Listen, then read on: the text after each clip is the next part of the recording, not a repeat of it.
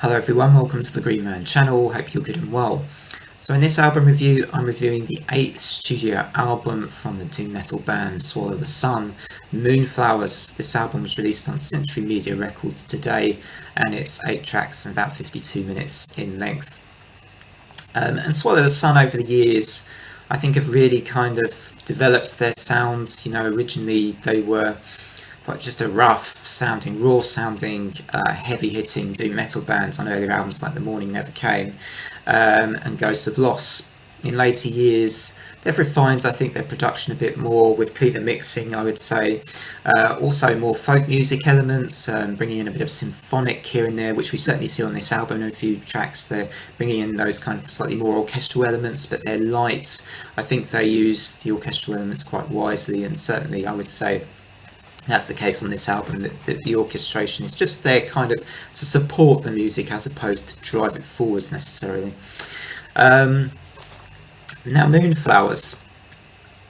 At first I was a little bit worried, to be honest. I was just a little bit worried, and I'll explain why. Because the first two singles, much as I quite liked them, they didn't kind of bring out that usual awe that I have with the Swallow the Sun singles before an album release, and normally I get very hyped about it.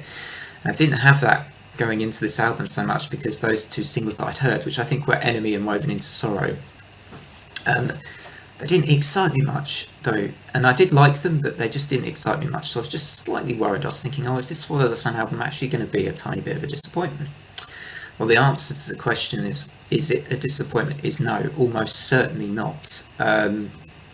Pretty much every other track on this album, other than those two singles, I think is really, really good. The Void was maybe slightly too ominous kind of sounding for me, and didn't feel as kind of captivating maybe as some of the other as the other tracks that I listened to on this album. But yeah, on the whole, this is actually another really good album for Swallow the Sun. Don't really think they've ever had a weak one, to be honest. In a way, I got the spirit of their album New Moon with this one, and it's got the word moon in it again, I guess Moonflowers. But I got the spirit of New Moon, but also with the more polished kind of Swallow the Sun sound of their later years, maybe in the last kind of 10 years or so. And some of my I think two of my favourite tracks on here undoubtedly would be the one that featured Cammy Gilbert from Oceans of Slumber on the vocals, and that was All Hallows Groove. Wonderful vocal harmonies between her and Miko, and I'm a big fan of Miko's singing obviously as well, and two of these being brought together produced quite really powerful chorus on this as well, I thought, from my listening to this track. And I wouldn't object to actually her having maybe featured on a bit more of this album, because it was noticeable just how much actually her vocals really did kind of enhance this particular song. I mean, whether or not it would have worked on the other songs, but I'm maybe not as certain, but on this song it did work really, really well. And as I say, I wouldn't object to her being on other Swallow the Sun songs perhaps in the future. I mean, I think we know she's got that powerful voice from Oceans of Slumber, right? We know she has that great voice. So this was certainly a highlight on this album, was All Hallows Groove, all round an excellent Swallow the Sun track. The other track I really enjoyed was Keep Your Heart Safe From Me. If you want a song which for me brings out all the best Swallow the Sun elements in one, this was it. You have the superb, supreme melodic guitar work of Juha Raivio on display in this track, the great clean vocals of Miko, the drumming is awesome, and really the track kind of goes from strength to strength for me, with its different elements coming in here and there, and it was kind of less one way than I thought the tracks that came before it on the album. It was a bit more of a song where you didn't quite know where it was going to take you, and the surprise elements of this track I thought lifted this album up a level. Actually, it was kind of track 4 onwards where this album actually said to me, you know what, this is actually going to be a really good Swallow the Sun album.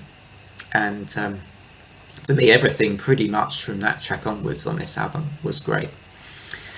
So where does that leave me in terms of my score from this Swallow the Sun Moonflowers review? Well, after the singles, thinking would this actually be a slightly below par score for Swallow the Sun? It's actually going to be an 8 out of 10, so a pretty good score. For me, this is kind of on a par with albums like New Moon.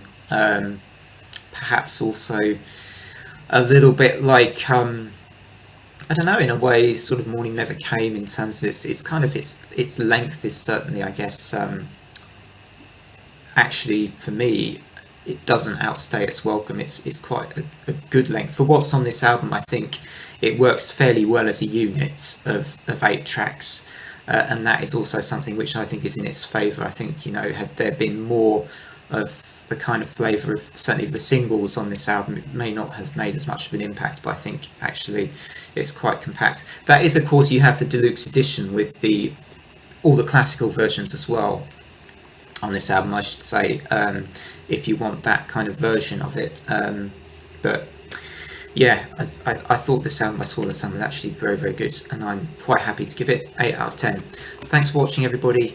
Take care. Bye for now.